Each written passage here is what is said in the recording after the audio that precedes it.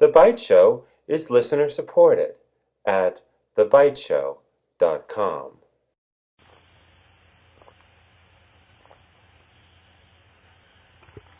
Hello, everybody. This is GeorgeAnn Hughes, and this is The Byte Show.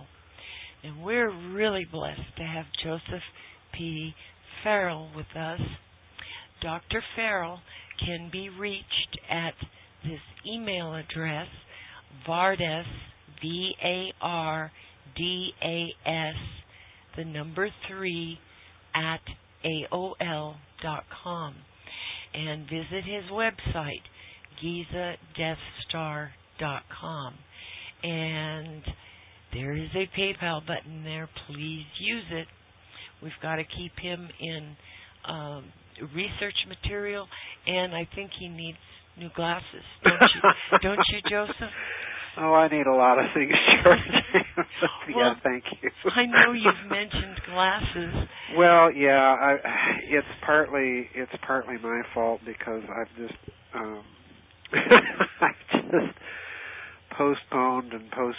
You know, I finish one book and then I get started right with the next one, and I haven't stopped to make time to make the appointment. But yeah, you're right, I do, and I appreciate that, GeorgeAnn. Thank you. You're welcome, dear. I want to thank everybody that has been that have become members and made donations, and I also want to thank people for sending me articles. This is something that has kind of started in maybe the last 2 or 3 months. People are starting to send me articles that they think might interest me, and now my email box is full every day with people. Well, it literally is, with people sending articles and things that they think might interest me. So it takes a lot of time to go through all those, but it's also kind of helpful because it lets me know, what people are thinking and what they're interested in. So, and it helps me a lot too in some ways. Sometimes, I get behind on research for the website and doing the books, and I've got a ready pool of articles in my emails I can look at. So I wanted to thank people for that. But anyway, thank you. I appreciate that. Well, we've got this little machine up on Mars. Yes. What do they actually hope to find? Oh, that's an interesting question. I've actually got a blog coming up, I think toward the tail end of next week, on some rather interesting photos that I found skimming through NASA's website that were taken shortly after that thing landed there. Yeah. And just some things in these photos kind of caught my eye as being a bit odd. I'm not going to go and say that they're artificial, but I'm certainly entertaining the possibility because they just look odd. Like what? Well, you find, the giveaway feature for artificiality is geometric or regularity. In other words, rectilinearity and symmetry and things of this sort. And where it landed, it's got some pictures. It took me about 3 hours of looking at all sorts of pictures that NASA had already put up on the website, and I found a few and posted them in this blog. But I think, in short, what they're looking for, if you buy the public statements of NASA, I think, in short, they're looking for indications or signs that Mars could sustain life, and that it may have at one time in its history done so. And I happen to think that's probably true. Yeah. In fact, I think there's beginning to be now a consensus amongst most planetary geologists that have studied the question that Mars probably did at one time have some sort of life. Now, obviously, in my opinion, I think that it may have been intelligent life. We go way back in the Cosmic War series, and the way it looks to me is that Mars have been at one point part of an interplanetary civilization right here in the solar system. So, I've gone further out on the limb than what I've done tonight thus far. But I think that's in part what they're looking at. That's the public story. Privately and covertly, GeorgeAnn, I really do think that there are those within not only NASA, but within the American version of what we would call a secret space program. In other words, the military version of NASA. Yeah. I really do think that there are those within that group of people who already, number one, know that there's something up there. Yeah.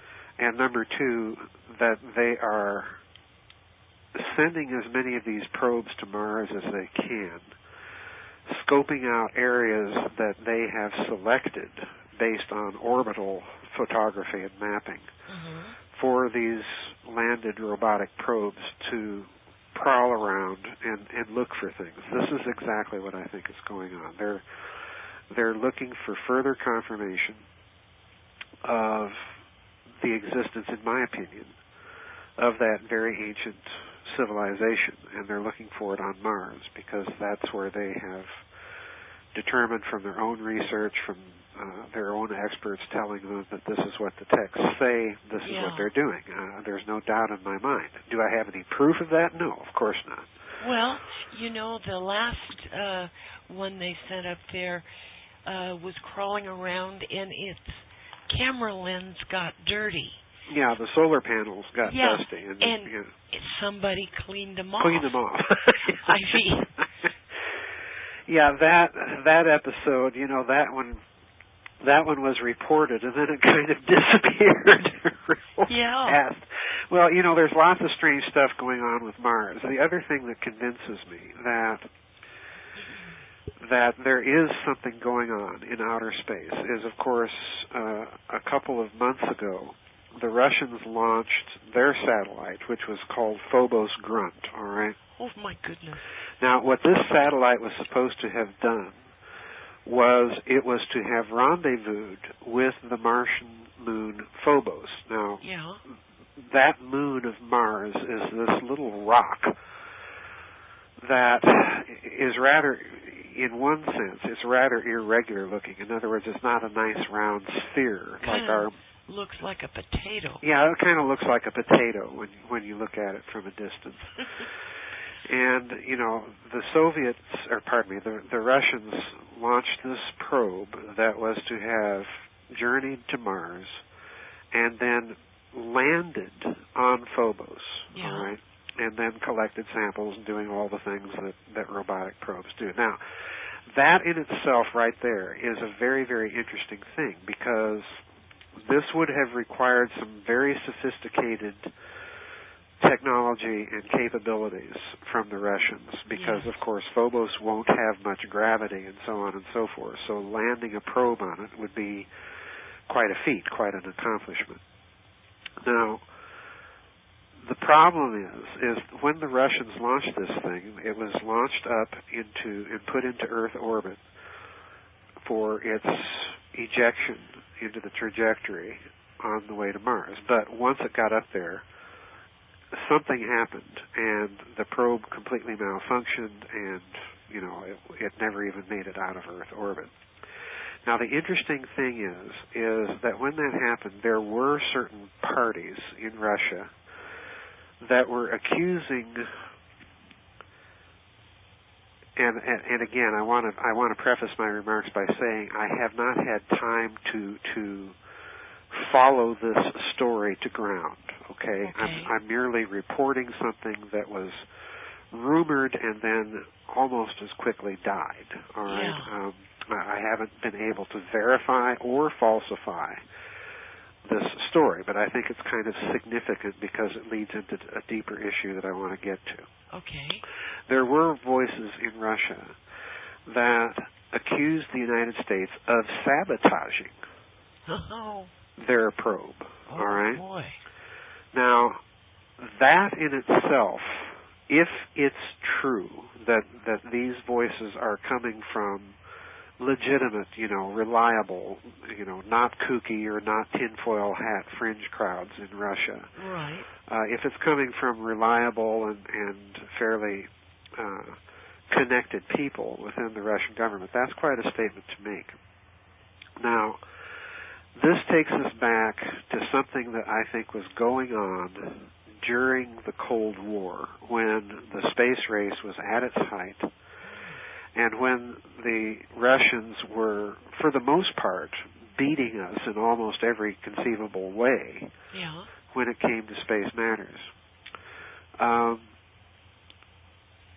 There were a number of launch failures in the Soviet Union that were never ever reported, either in the Soviet press or to the West. Now, of course, a lot of that is because the Soviets did not want to acknowledge or admit, to their public that they were having these colossal failures. In some cases, rockets were simply blowing up right on the launch pad. Oh my!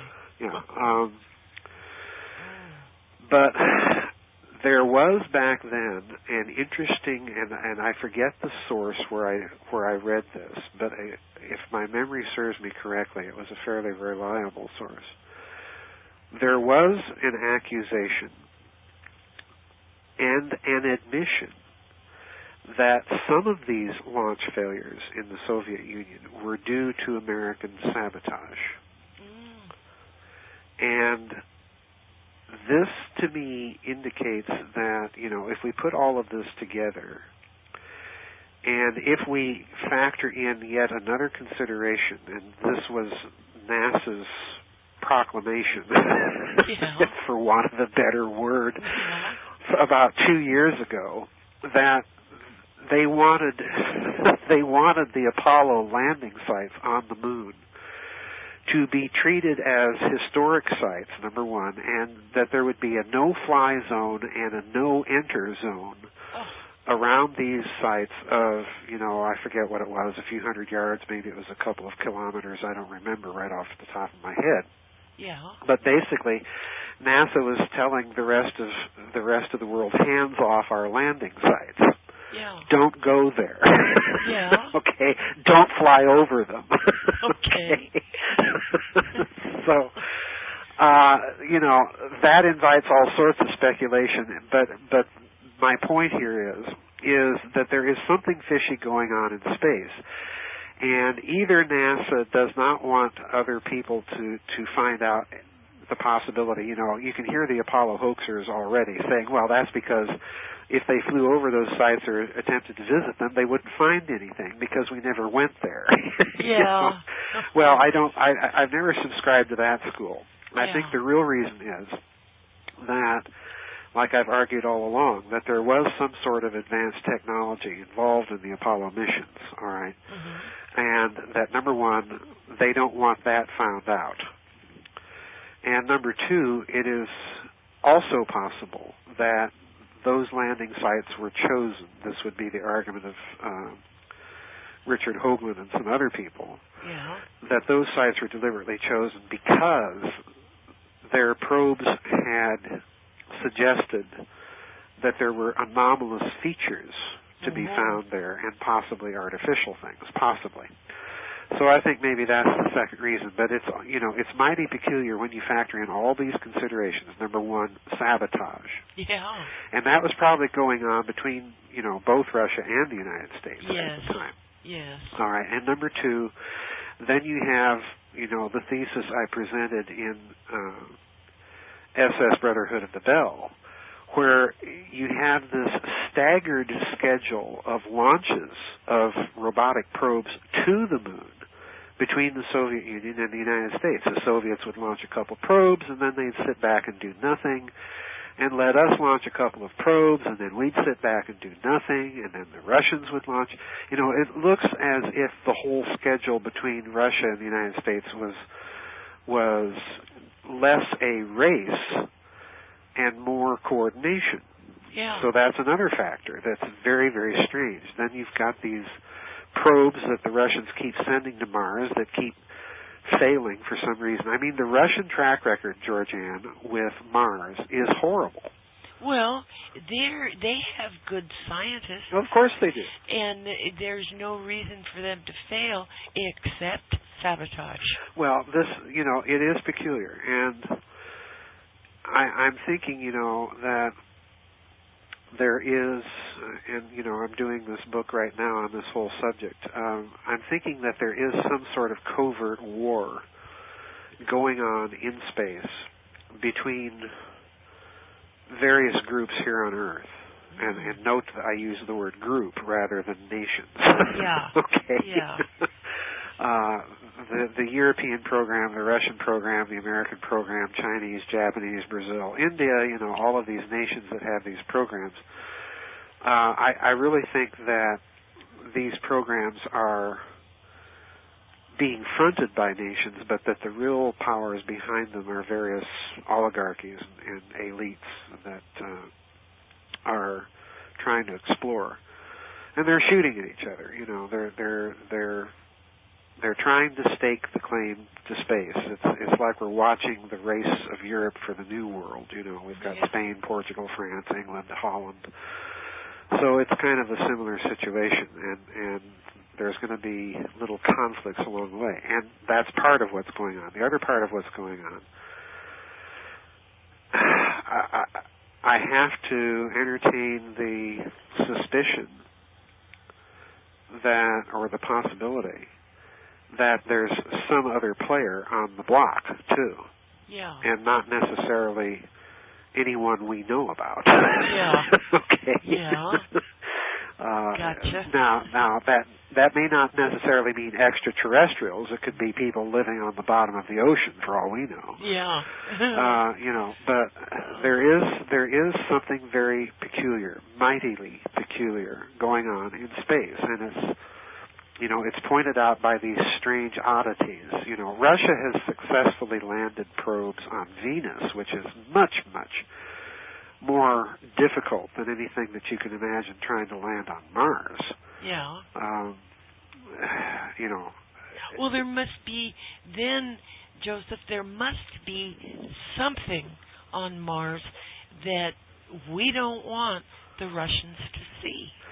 Well, I think you can make that argument not only about Mars, but about the moon. Oh, yes. But the other problem is, you see, you've got, and again, it's very difficult to make sense out of these scenarios because you've got so many weird things going on. You do have NASA now publicly publishing strange photos, from Iapetus, the moon of Saturn, to these photographs that I'm blogging about in a week or so that Curiosity sent back. Yeah. NASA's now doing these things, and from what I can tell, at least thus far, it's not necessarily trying to airbrush things out of the photos. They're just there. Yeah. And from what I can tell, they're not deliberately inserting things into photos. They're just there. So you've got that going on. So I don't know what all this portends. I can boil it down and say that, number one, they're looking for something. Number two, there's a group of people here on Earth that probably know what they're looking for and have probably found some of it, and they're not talking. And there are peculiar failures of space technologies and systems of other nations. Again, I go back to this Phobos Grunt satellite that the Russians tried to launch to Mars. The Russians are not technologically incompetent. Right. This is the major problem here. Right.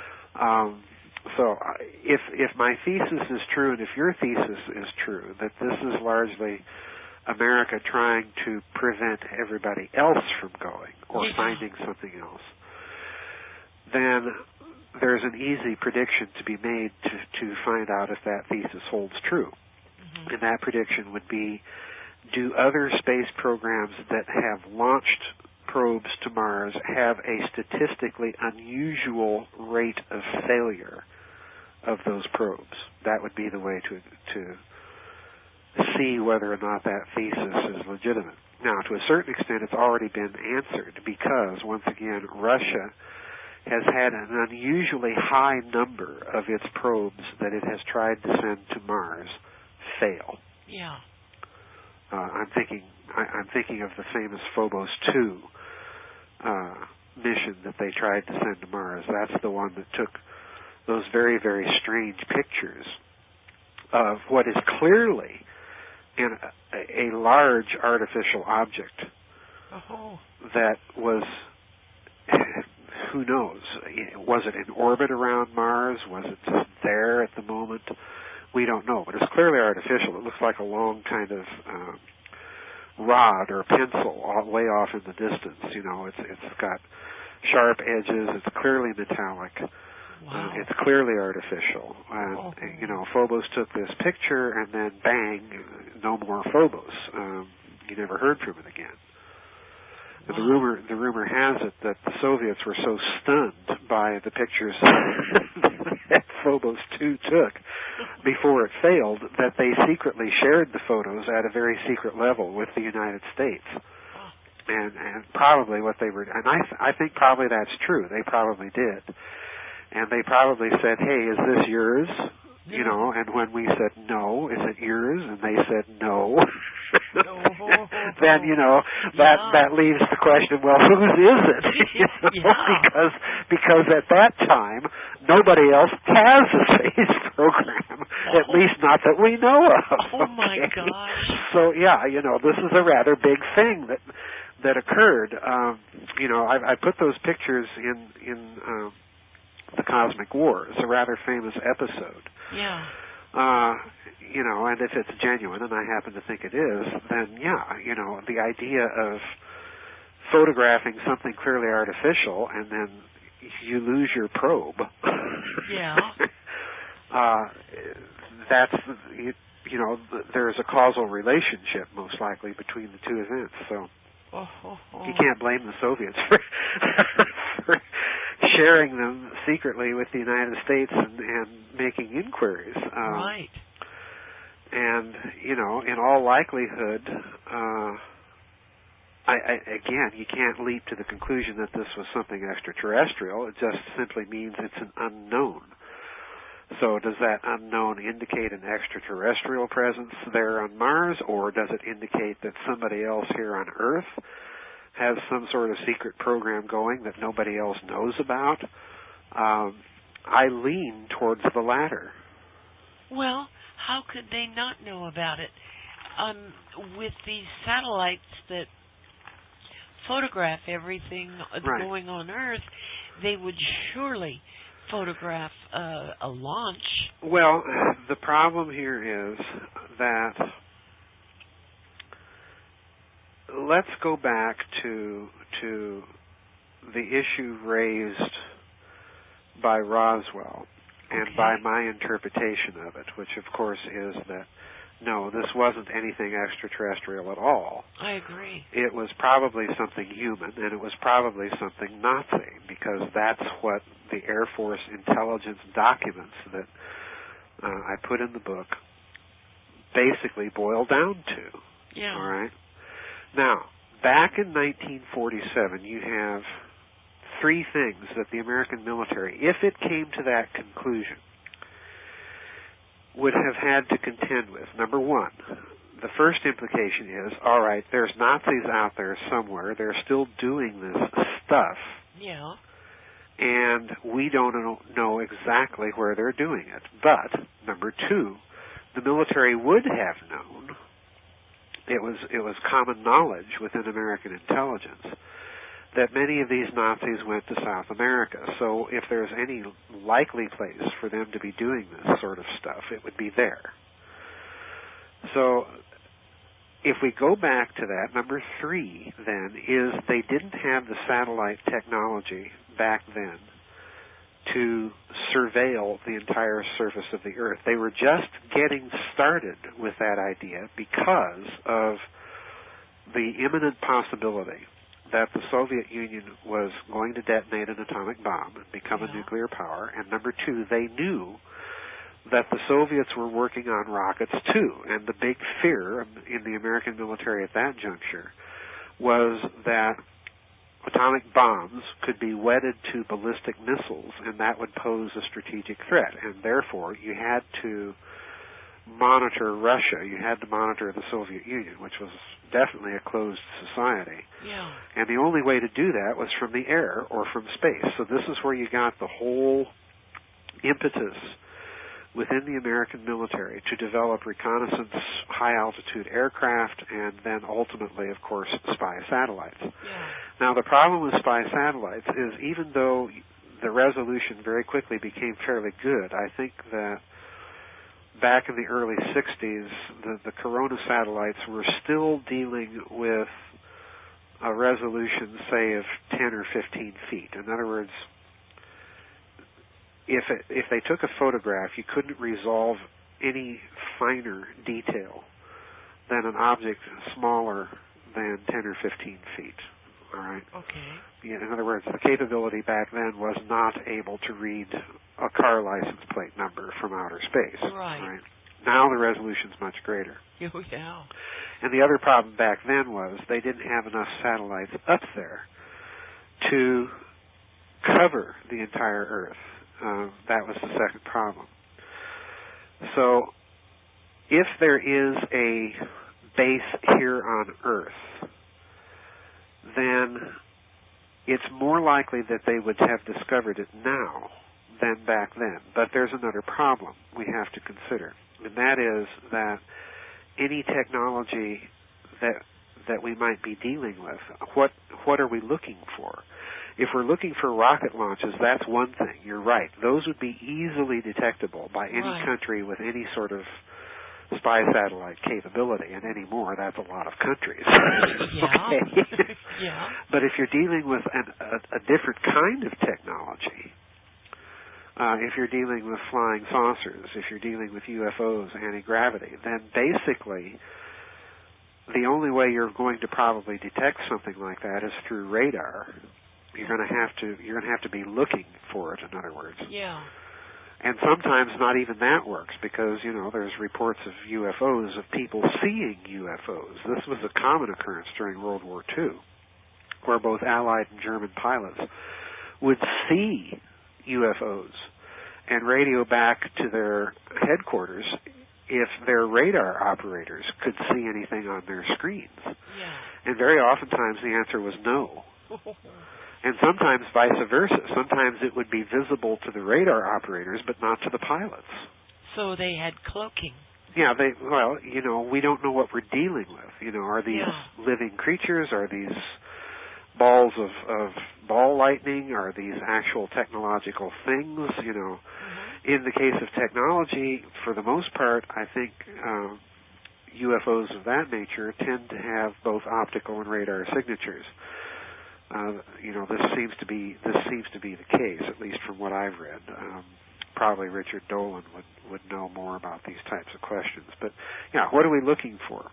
Yeah. I think, in other words, my point is, by raising all these questions, GeorgeAnn, is even though having a secret space program would be difficult now, nonetheless, it could be done. Yeah. All right. It would simply be a matter of, one part of keeping things secret is simply construing a situation where people look at something and then create a context where they interpret it in a certain way. Mm-hmm. There's all sorts of ways to play this out. So, anyway, may we pause for a brief break? Yes, we're going to pause now. All right. Here we go. Uh-huh. Okay, we're back, Joseph. Okay, thank you. Anyway, there's a couple of other things about this idea of secret space program I want to mention. And the first is, if you had the technology, then it wouldn't be very difficult to, and if you had a sufficient financial base. This is a point I want to return to, but if you had a sufficient financial base, and a sufficient technology, one of the easiest places to conduct a secret space program would be from the ocean. Yeah. Because after all, 2/3 of the Earth is covered in water. Yes. And, the oceans are, in another sense, they're the last great unexplored frontier on planet Earth. Because the publicly available technology, we still don't have the capability to go down to the depths of the ocean and explore. I mean, it's so murky and so black. Yeah. For one thing, that even having the light or the equipment to be able to do so. But there's monsters down there. Well, of course, there's Leviathan and the Great Deep and all of that. Yeah. But if you had the technology, you could conceal bases on the ocean floor because our satellites tend to be looking at land. Yeah. Not necessarily things coming up from the ocean surface. And there are, of course, numerous reports of unidentified submerged objects, flying into or out of the ocean right in front of people's eyes. Right. So, that's clearly a technology that is not publicly available to humans. And, there have been reports of these things dating back for some time in history. So that would indicate, at least to me, that somebody is here and has it. And has been here for a long time. And has been here for a while. Yeah.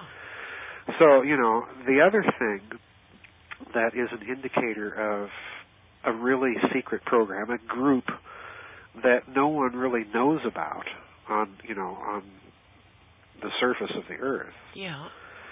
Is something that I have not been able to verify to my satisfaction to write about, but I can at least mention because it's a story that gets talked about every now and then in this connection. And that's something called the Black Knight satellite. All right? This is a satellite that supposedly was discovered in the late 50s and early 60s. When scientists began to hear radio chatter that sounded like intelligent signaling. Yeah. And according to the story, they were able to trace it to a satellite, a 15-ton satellite. Oh, my gosh. In polar orbit around the Earth. Now, here's the problem. In the late 50s and early 60s, neither the Soviet Union nor the United States had any launch vehicle that could boost 15 tons into orbit, number one. That's number one. And number two, neither the United States nor the Soviet Union at that time had mastered that technique of placing anything into polar orbit.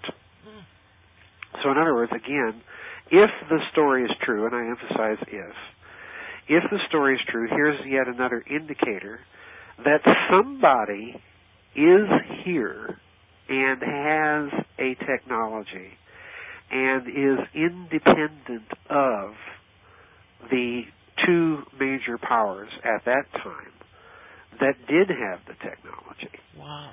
Okay, now, who is it? I don't know. The problem of arguing that it's Nazis is that this would require you to believe that from the end of World War II to the late 50s or early 60s, they were able to perfect their technology beyond merely its gateway plateau that they had brought it to during the war and brought it to a practical technology 15 or so years later, which is entirely possible, but you'd have to argue, that they did this with a great deal of financing and so on and so forth, which brings me back to that point. If we're talking about secret space programs of anybody, doesn't matter if it's, NASA or Russian or whatever, if you're going to have such a thing and develop technologies like this, then the way to verify that that might really be going on is it would require a massive amount of funding. And in my opinion, most likely, GeorgeAnn, it would be funding that you would want to keep entirely separate from any sort of public oversight or knowledge. Oh. In other words, what I'm saying to you is that if you're going to have a breakaway civilization along the lines that Mr. Dolan proposes, or that I wrote about in Saucer, Swastikas, and Psyops, that it's going to have a virtually independent financial system. Yeah. All right. It's going to overlap in a few places with that of the rest of the world, but it's going to be huge. It's going to be virtually entirely off the books. Yeah. And do I think such a thing exists? Yes, I do. I really do. And for various reasons that I don't want to get into here. But this is the other telltale clue, in my opinion, that a secret space program would exist. Wow. Oh, Joseph. Well, one existed before. Sure. In the Pseudepigrapha. Yeah. The 2-volume set published by Doubleday, edited by Charles Worth. Right. In volume 1. And Joseph, I can't remember if it's in the text or in a footnote. Uh-huh. And it has copious footnotes. Yes, I know. It says that they departed the earth, parked in the meridian of high noon, and wept as they watched the destruction. Well, this is why I think you've had, at least since the dawn of the Industrial Revolution. Yes. You've had people like Jonathan Swift, the English satirist, and so on, strongly indicating that there was, in their thinking, the ability that technology would eventually produce the ability for mankind to go into space. Yeah. But simultaneously with that appearance, I think something else happened, and that was that it began slowly to dawn on people that the ancient texts, regardless of what one looked at, Bible, Greek myths, what have you, that they might be texts that were actually talking about a reality that could only be understood as a reality if you granted technological sophistication to the people behind the stories. Mm-hmm. That, in other words, implies what we would commonly call Atlantis. I don't like the term. I prefer very ancient high civilization to avoid all the, Atlantis, where is it questions. Yeah. Once you begin to entertain those ideas, and it really gets underway with a vengeance, in my opinion, during World War II. Not only with the Nazis, but I think there is a certain quarter within American and British higher-ups within their militaries and intelligence circles that the same sort of thinking goes on with them, and certainly the Russians as well, that, hey, we're looking at the developments of modern physics and we're looking at these ancient texts, and now these texts are beginning to look possible. Yeah. All right? So, do I think that this would be a component of the thinking of whoever it is that has a secret space program? You betcha. Mm-hmm. Because the other thing that, as I point out in the Cosmic War, that these texts indicate very clearly, if you read them from that point of view, they indicate that, number one, some of that technology that was used to fight that war survived. Yeah. Number two, we carted a bunch of it off to make use in other things. Uh-huh. Number three, some of it couldn't be destroyed. Uh-huh. So we hid it. Oh, boy. So, if they hid it and this technology makes all of these wondrous things possible, like blowing up planets. Oh, dear, yeah. All right. Now, what are you going to do if you've reached that conclusion, GeorgeAnn? If you've reached the conclusion this technology really did exist at one time, number two, some of it survived because it could not be destroyed. So number three, it was hidden. And number four, this ancient civilization was interplanetary. Yeah. If you have read those texts and come to those four conclusions, which are entirely reasonable, Yeah. all right? If you've come to those four conclusions, say, and you are someone high within the Soviet space program, Yes. what do you do about your four conclusions? Well, No. you go looking for the technology. Why? Because you don't want the Americans to get it first. Mm-hmm. Because if they get it first, they're crazy enough to try and use it Yeah. to make you, the Soviet Union, do their bidding. Or vice versa. If you're the Americans within the space program and you've come to those four conclusions, what do you do about them? Well, you go looking for the technology. Yeah. Because you don't want anybody else to get there first. Yeah. So, is this going on in the space race? I think that's part of it. Is this the reason, partly, that you find the West in this mad rush to inject its power into the Middle East and Central Asia? I think that's part of it. I think that's a deeply hidden part of it. Yeah, absolutely I do. Well, what would the Middle East have to do with the space race?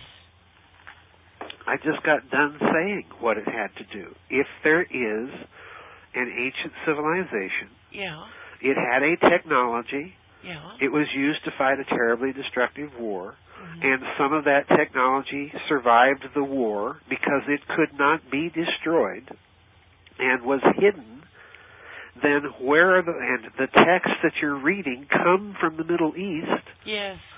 then where is a likely place to look for some of that hidden technology? Middle East. Middle East. Oh. And does that technology spoken about in those ancient texts have to deal with space? Oh, yeah. Sure, of course it does. Yeah.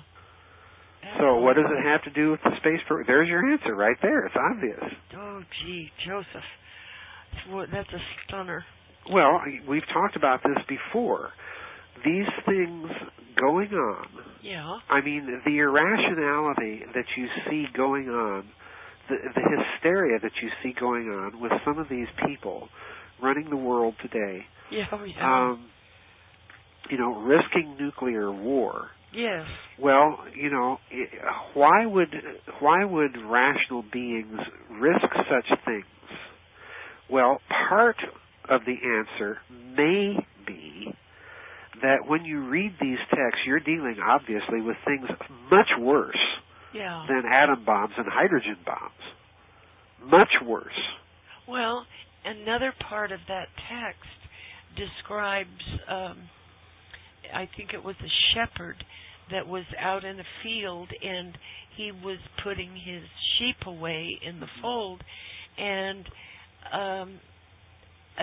a bad air came, and everyone in the village died. Every sheep, every goat was dead.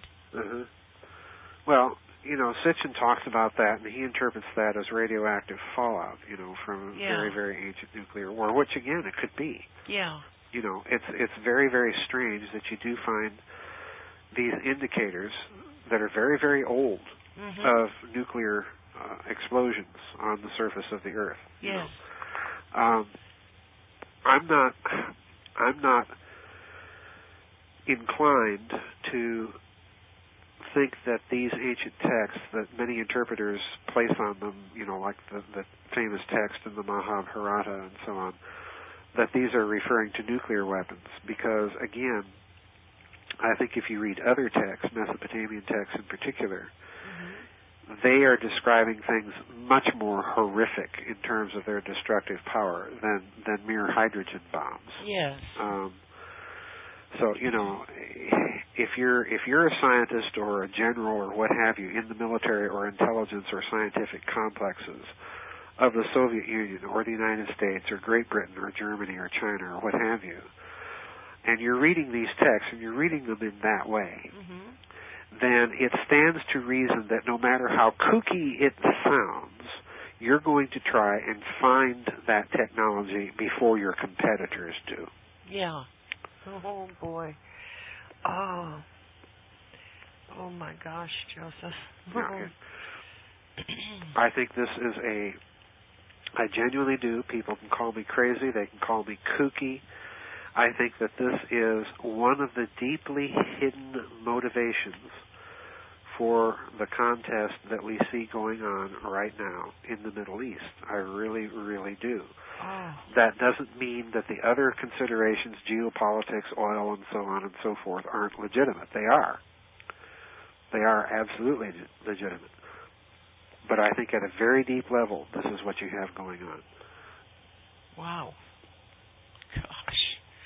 Oh, my gosh. Let's put the question differently. Okay. If there is even only a 10% chance that this reading of ancient texts that I've been advocating in books like The Cosmic War, if there's only a 10% chance that it is true, and you're a member of the general staffs or the scientific advisory boards of your country, do you say, well, it's only 10% true, let's not worry about it? No. Of course not. If there's even a slight chance that it's true, you would still worry about it. Oh, yeah. You would still try and do something about it. Wow. Well, is that why there's all these bombs and killing and stuff going on over there? Well, no, I don't think that's the sole reason. But like I say, it's a deeply hidden and rooted one. As for the most part of the reason, it's just the insanity of the Western oligarchs right now, as far as I'm concerned. Oh, boy. You can underline the word insanity. Oh, yes. Absolutely, Joseph. Oh. Well, the thing about the underwater bases is very, very interesting. I think it was Bill Cooper who was on a Navy ship, and he it's on a video where he talks about seeing this thing come up out of the water. Well, there are any number of reports of unidentified submerged objects, and there's a really interesting researcher out there by the name of Dr. Richard Sauter. Yeah, oh yes. That has written a book, Underground and Underwater Bases and Tunnels and so on. And he has documented, American military studies of the possibility of underwater basing of military assets, including, permanent human residence. Oh, my gosh. So this is not anything beyond the pale by any stretch of the imagination. If the military is talking about it, as he documents in the late 50s and 60s, then the possibility probably has already been actualized or realized. Wow. Good grief, Joseph. Yeah. Oh. Well, how would they get food? Would it be something akin to the movie, The 20,000 Leagues Under the Sea? Sure, they could, hydroponics. There's any number of ways to do it. You can transport food there. You can grow it there. Yeah. There's any number of ways to do it. Wow. And my suspicion is that if you're going to do something like that, you're going to try and, it would be just like underground bases. You're going to want to give these bases as much self-sufficiency as possible. I mean, my word. The scale of things that the Nazis built. Oh, yeah. When the Soviet bloc collapsed in Eastern Europe and researchers had access again to some of the facilities in the former East Germany, The scale of these things, they discovered, was enormous. Wow. These underground headquarters, for example, they had built a number of headquarters for Hitler and his staff underground in the eastern zone. The scale of these things is enormous. Wow. They had movie theaters, bowling alleys. I can't see Hitler or anybody in his staff being enthusiasts of bowling, but nonetheless, there they are. Wow. So, movie theaters, generating facilities. The scale of these things were large. And factories, whole factories underground. So, given the technological capabilities we have today, then magnify that any number of times. Well, China is currently in the process of building enormous underground cities. Yes. What are they expecting? Well, this is another good question. This is another very good question. There is a school of thought that out there, I don't subscribe to it, but there is a school of thought out there that says that the elites, number one, know something is coming and they're planning for survival, or number two, they're simply creating the illusion of something coming so that they can exercise their centuries-old desire for some sort of global genocide. And I say centuries-old because it really is. Yeah. These ideas that the Earth has had too much population, we got to get rid of a lot of it. This is not new by any stretch of the imagination. This is always one of the old themes, arias in the financial opera of the oligarchs. And the only reason that they keep harping on this throughout the centuries is that they know that what they are themselves, that they're a bunch of parasites and crooks. Yeah. And they know they're just drastically outnumbered. Oh, yes. So it's a way of them securing their own sorry, silly, insane, whats. Well, wouldn't escaping to Mars and terraforming it? Well, sure. I mean, that's the old Alternative 3 scenario. Yeah. And if your listeners have not watched or seen that so-called documentary, I urge you to do so. And to remember that this was done as an April Fool's joke by East Anglia Television in Great Britain. It's called Alternative 3. Yeah. Okay. You can go on YouTube and watch this thing. It's only an hour long, and it's presented kind of as a British 60 Minutes, science report. All right. It's presented with utmost seriousness. All right. Now, the story is itself worth considering because the two men that put this together, one was a fellow that you see in the actual documentary. He's the elderly English gentleman named David Ambrose. He wears glasses, and he's the main presenter in this so-called documentary.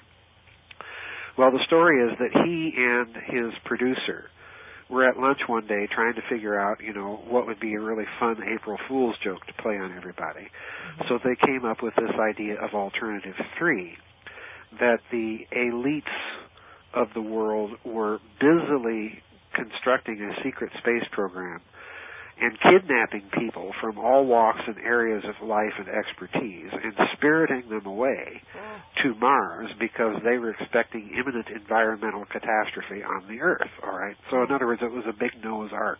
Yeah. When the show aired in Great Britain, I think it was in the very late 70s, possibly right around the turn of the 1980s. I don't remember the exact year. But when the show aired in Great Britain, much to their surprise, East Anglia Television was inundated with telephone calls and letters by the thousands. Oh, my. because people took it seriously, and not only took it seriously, there were people that reported, yeah, I know all about this. Oh my gosh. You know, I know somebody that's involved with it. So oh my so gosh. forth. You know, and this just floored the people at East Anglia. But they then produced a book by the name of Alternative 3, which is kind of the storyboard text version of the documentary. The real problem with Alternative 3 is that it, even though it's a joke, GeorgeAnn, it rings so true, it's creepy. You know, you have fake transcripts of an alleged Apollo astronaut. You have all sorts of claims about secret space programs being made in this documentary, of secret missions to Mars much earlier than we were told, and so on and so forth. In other words, the whole thing is creepy because it rings true. Yeah. And here's the real rub. When the producers of this silly documentary, and there are aspects of it that are just plain silly, all right, but the producers of this documentary, when they published the book, one of them then went on to claim that, yeah, after the documentary and after the book came out, I really was followed around by MI6. My phones really were tapped. Oh my gosh. Yeah, you know, so that only adds fuel to the fire. Yeah. The whole thing is nutty, and the problem is that when they did this joke, they even put in a German scientist, you know, just for good measure. Yeah. You know, it's as if they're hitting all the memes that later become part of the actual truth behind the possibility of this secret space program. So in other words, there has always been a school of thought that this wasn't really a joke at all. This was an attempt to let people know what was really going on in the guise of a joke. Yeah. You know, this is the other interpretation of it. And that really is kind of the interpretation of the old conspiracy researcher Jim Keith, who many of your listeners will probably be familiar with, that died under very, very mysterious, murky circumstances. Yes. You know, he went in for knee surgery, yeah. outpatient knee surgery, and ended up dead. Yeah. This was his take on Alternative 3, that there was in fact a kernel of truth to the whole thing. Wow. Well, Joseph, in the beginning, the Elohim, which is more than one, came... Actually, it means three or more. That ending means three or more. Yeah, it's plural. It's not just plural. It's three or more, because in the Hebrew there is a dual ending, meaning two. Okay. All right, it means three or more. Okay. Three or more came, and evidently they were the primary ones, and they saw to it, they started this project of terraforming this planet. And, you know, you have to wonder, where did they come from? Did they come from Mars? It could be true. Well, you know, the whole question of terraforming implies, if we grant the proposition for the sake of argument that the Earth was terraformed, that its current environment is, to a certain degree, the product of some artificial engineering, then this would mean that wherever they came from had to have similar environmental aspects to it. Well, when I've seen pictures of Mars, it looks like the desert of Arizona. Well, yeah, it does. It does. And interestingly enough, it's very interesting to me that in the color photographs that NASA is now putting up online, you do not see the heavy use of red filters.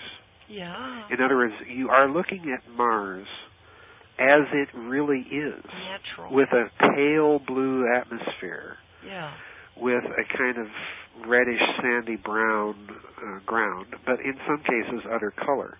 yeah. But you're not looking at the heavily red Mars that those of us who grew up in the 60s and 70s are used to.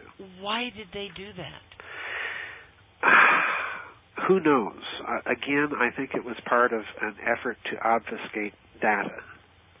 Okay. It was part of an effort to say, well, see, nothing here, folks, just a big barren rock. Yeah. You know, move along. Yeah. Uh-huh. Nothing here. Oh.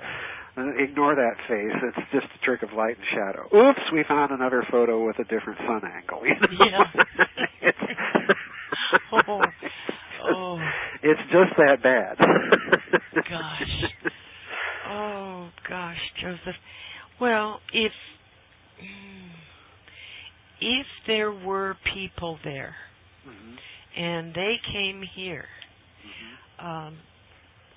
And anything that they would have, quote and quote, created, mm-hmm. would look upon them as gods. Well, sure, probably. So that's the way that the texts read to me. But the other thing is you've got to remember Arthur C. Clarke's old dictum. Okay. Any sufficiently advanced technology mm-hmm. will appear to those who do not possess it as magic. Oh, yeah. So in other words, the power is ascribed in these texts to the gods. Zeus throwing thunderbolts and so on. Mm-hmm. Again, to me, I think that if you're reading texts in this way, if you're granting the possibility that some of these texts, like the Anomalous, the fourth tablet of the Anomalous, yes. which is this horribly detailed description of what in all, to me, for all intents and purposes, looks like the effects of using some sort of quantum potential weapon, or if you prefer, scalar weapon, or a torsion weapon, or whatever you want to call it, yeah. to blow up a planet. Yeah. It's described in detail that makes physics sense, is what I'm saying. If you grant that, then you're looking at gods that a primitive people would say, oh, they've got magical powers. Yeah. Because you don't have any word for what they're doing. Yeah. So yeah. Wow. But they may not really be gods. That's the whole point. Yes. Yes. They may pretend to be. Yeah. They may demand worship. Gosh, whose claim is that? Yeah. And it's a deception. It's a deceit. Mhm. Yeah, especially when there's so much murder connected with it. Yes, exactly. Oh gosh. Well, the Nazis mm-hmm. were very enamored of the far north religions. Yes. Thor. Yes. And all of that. Loki, Wotan, Vulcan. Yes. Yeah. Oh boy. Well, the reason why is, I assume you're asking or stating that to ask why they were. Yes. Well, the reason, in my opinion, that they were enamored of all of this was, number one, and it's the obvious explanation, and that is they were looking ultimately for something that would be sufficiently powerful enough as a cultural symbol to replace Christianity as the main cultural influence within Germany. Yes. Make no mistake, while the Nazis were busily executing and exterminating Jews, they had long-range plans for Christians too. Yes. These were not a nice group of people. Yeah. And that plan, to a certain extent, comes out of the secret societies that help midwife Nazism into existence, and that to that extent, therefore, inform part of its deep core ideology. All right? Yeah. But the other reason, I think, that the more hidden reason that the Nazis are looking at that story is that, again, in that mythology, you have the Hyperboreans coming from Ultima Thule, all right, who are basically extraterrestrials that are the ancestral basis of what the Nazis assumed to be the Aryan, white race. Yeah. All right. So in other words, for the Nazis, it's all part of that mythology of this ancient, advanced, high civilization that had all of this very advanced stuff. So in other words, this is the second component. This is the other reason that you have Himmler and the SS going all around the world trying to dig things up as evidence for that connection, number one, and probably number two, they were searching for that technology. Yeah. Again, if there's the slightest chance that this reading of ancient texts is true, and I think the Nazis were reading some of these texts in precisely that way, if it is even remotely possible that it's true, do you want the Russians, the French, the British, or the Americans to get there first? Oh. Of course not. Yeah. It becomes, for the Nazis, it becomes a geheime Reichssache. It becomes a secret state matter. It becomes something of the highest importance and therefore the highest classification. Well, we've got this greed factor going on with banking. Yes. And I think that trillions are missing going into black projects. And so Joseph, the physics, the algorithm that they've used to make all this money, and I'm talking about in a global sense, is wearing out. It's coming to an end. Well, anytime you have debt-based money, anytime you have monetized debt, and people have to understand what monetized debt is. People really don't understand what that means. Yeah. That simply means you're circulating a loan note as money. Yeah. That's all it means. A dollar bill is a loan note. Yeah. All right. It's what I called in Babylon's Banksters the facsimile of money, because real money is debt-free, whether that money be a piece of paper, a gold coin issued by some state mint somewhere. Yeah. Real money is debt-free. Now, note the way I phrased it, because you have a bunch of people out there that follow a particular school of economics, that, the Austrian school, von Mises, Hayek, and so on, which has a lot of good things to say. I'm not denying it. But my biggest suspicion with that school is this reliance upon what I like to call gold bugs, or even to coin the pun, gold buggery. Because these people want to see a return to the gold standard. Well, here's the bad news, all right? Okay. And I hope to demonstrate this point in a little more detail in a future book. The point now, the problem now is that the economy's size in real dollars, is far bigger than any amount of gold or silver or any other kind of bullion could possibly support, number one. Yeah. And number two, here's the real big problem. It appears to me that most of the gold in the world has been rehypothecated so many times by these banks that no one really knows who owns it.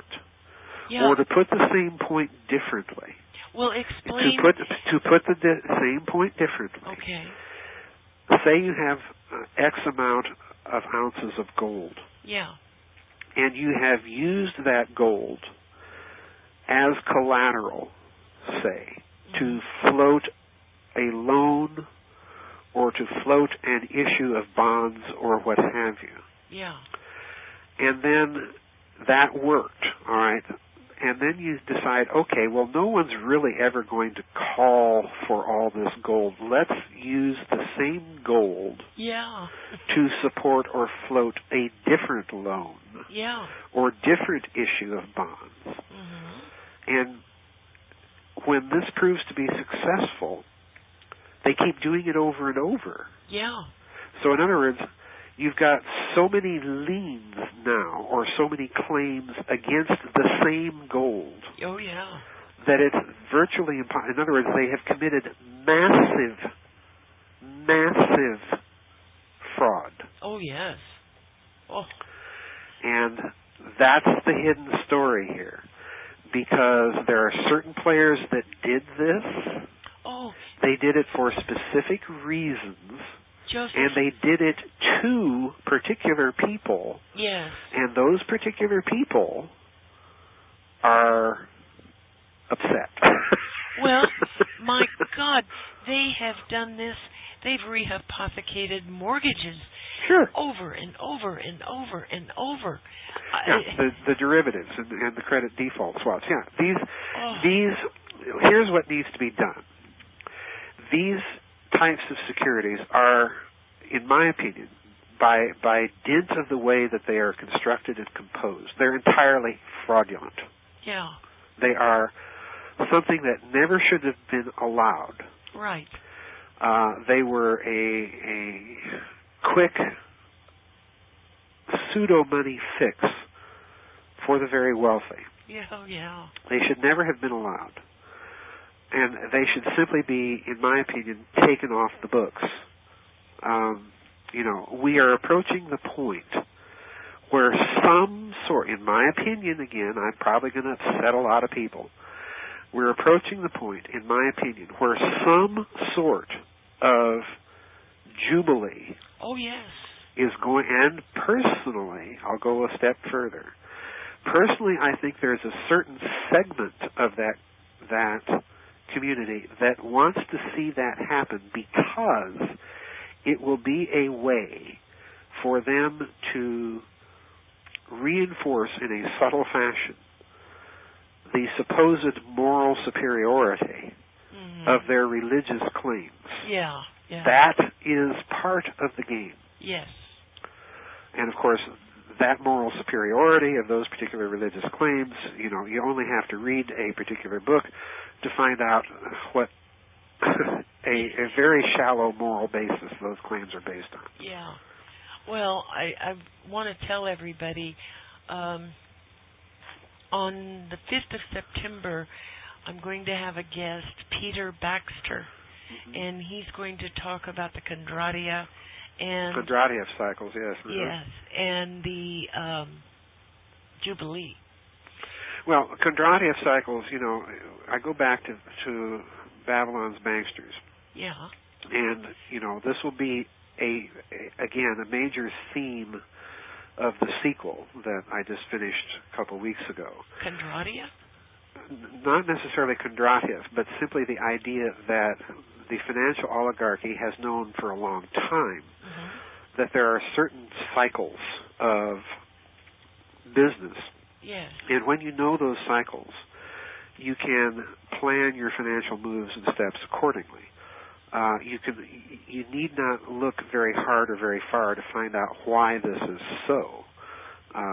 Certain commodities are very cyclic in nature. Any agricultural commodity is very cyclic. And war. All of these things. They've known about these things for a long time. Oh, yes. The real trick is seeing the connection between your physics cosmology and your financial one. That's more difficult for people to grasp, but it is the crucial key to what's going on here. Once you see what's been done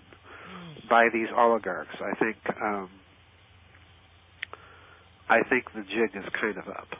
Oh yeah. Oh, you mean it's pitchfork time, or how do you mean the jig is Well, up? the jig is up in the sense that this is not information that can any longer be kept in a bottle. Yeah. It's not something. It's an obvious thing that people have written and spoken about for a long time, but the problem has been getting enough people to see it. Now there is a game changer. Yes. And the game changer is the Internet. Oh, yes. Simply because even publishing a book, word gets around about a book much faster than it has ever done before. Oh, yeah. That's true. And it can go international immediately. I look at myself, and even though I publish my books in English, I note that almost as soon as they get published, overseas buyers are buying them, simply because the Internet makes that possible. Yeah. So, it happens to any author. Do you know that your page on the Byte Show has been visited well over 1,000 times this month? Oh, wow. Yeah. Wow. People are looking for new stuff. Well, people, that's true. This is the other thing that I keep going back to. We're in an age, one of those culturally transforming ages. Yeah. And this is the other part of it. People, the rank and file, are increasingly questioning. They're increasingly coming to the position that the reality that they think they live in is a matrix, that their governments have consistently lied to them, that the major media consistently lies, and you have a growing number of people willing to look at numerous sources and make up their minds for themselves. Right. This is happening at breathtaking speed. To my mind, I think it's going to take about 10 to 15 years before it approaches a critical mass.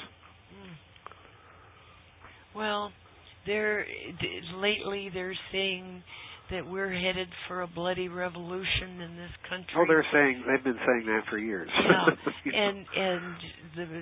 it's just crazy the stuff that's going on out there. Oh yeah, I know. There's a lot of fear mongering. Oh going yes, on. absolutely. There's a lot of fear mongering going on. Yep, that's for sure, Joseph. Well, everybody, buy Joseph P. Farrell's books. Thank you. If you can, buy every one of them, because each book has so much information.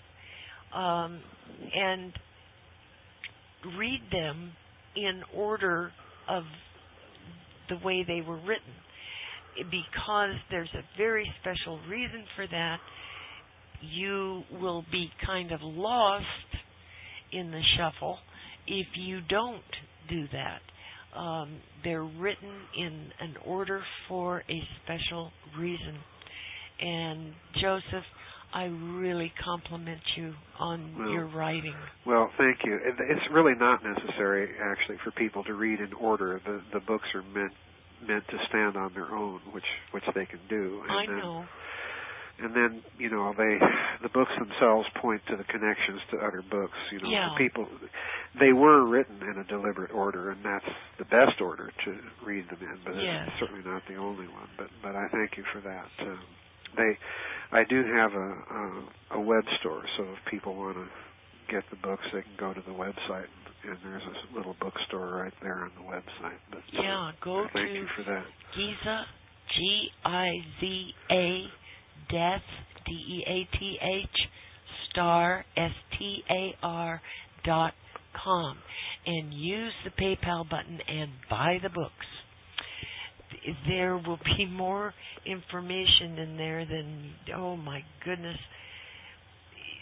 Joseph, you have started something in the world, and you have. I hear it from people. You really have. Yeah. You have started people thinking, and that's not an easy thing to do. Well, there's a lot of people out there that I think are helping get the thinking process started. Yes.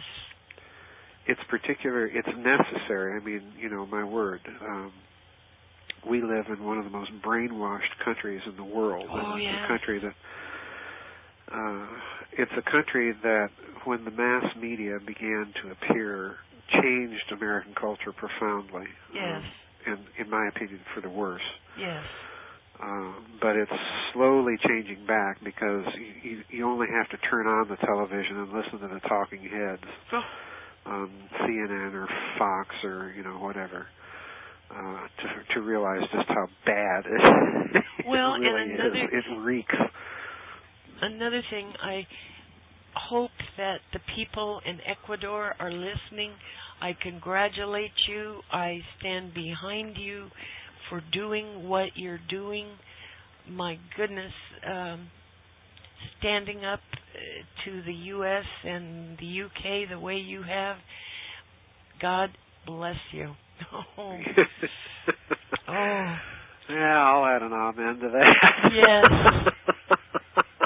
Well, it takes a lot for a small country to tell a big country that we'll take it to the International Criminal Court. Yeah, that this is another sign that the financial oligarchs. I get a lot of criticism for writing all the time about, for example, how Russian Today television, RTTV, seems to be doing a much better job journalistically about exposing all of these things than any Western media does. And I get angry comments from people in Eastern Europe, the Ukraine or Russia and so on. Well, you ought to live here, Putin's no angel, he's authoritarian, yada yada. Well, I know he's authoritarian. Duh. Yeah. My point is, he's not Stalin. Yeah. He's a far cry from Stalin.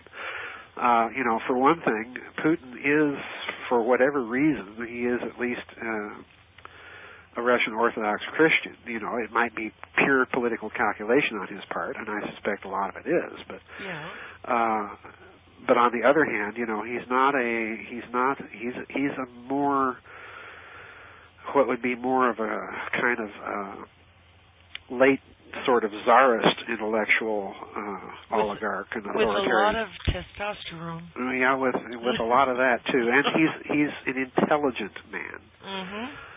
This is the other thing. I mean, his degree of intelligence and the way he expresses himself is much, in my opinion, much beyond anything that we see in any other Western leader. Oh, right.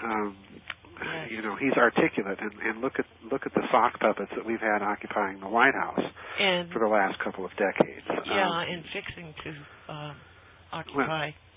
Well, the problem is that the Western media has increasingly been shown to be the compliant lapdog of the powers that be that it is. Yeah. And this Ecuador Assange episode, to my mind, is just another episode in the fact, another illustration of the fact that the Western financial oligarchs have now played this game for so long. Yeah. They're playing it now in such a rush and with such brutality and so badly that people are turning against them. And they better wake up real fast because they're losing their power base. Yeah. They're losing their power base. Yeah. And I'm saying that just with cold-hearted geopolitical calculation. Yeah. Even Zbigniew Brzezinski is saying it. Yeah. He's saying, slow down, don't be in a rush.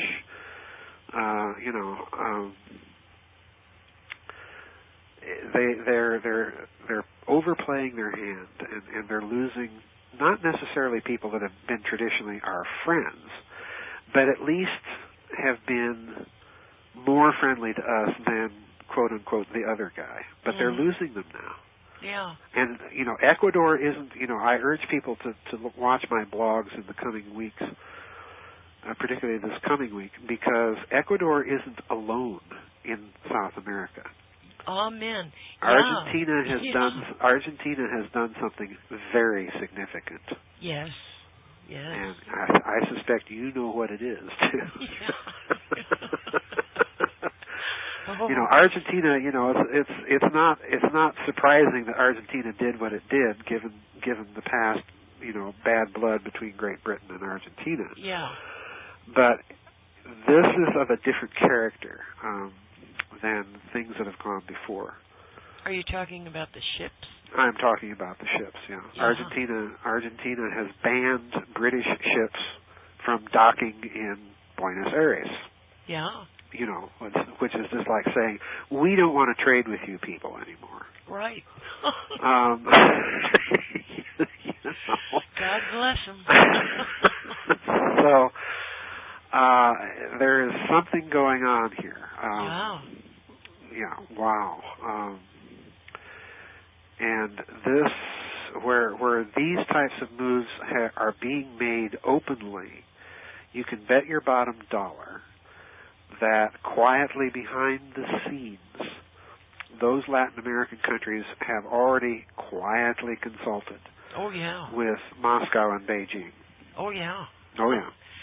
They'll have a much more stable trading partner. Well, they'll have more stable trading partners that don't go around and foment rebellions in your country. Yeah. In the name of democracy and human rights, while they're trying to overthrow quote unquote authoritarian regimes, which have been more or less able to hold countries together, where you have different types of religious population and culture. Yeah. And turned the clock back by your meddling with your covert ops and exacerbated tensions between those cultures that didn't exist under the authoritarian regime you're trying to overthrow. Yeah, that's true. That's true. Oh, Joseph. Oh.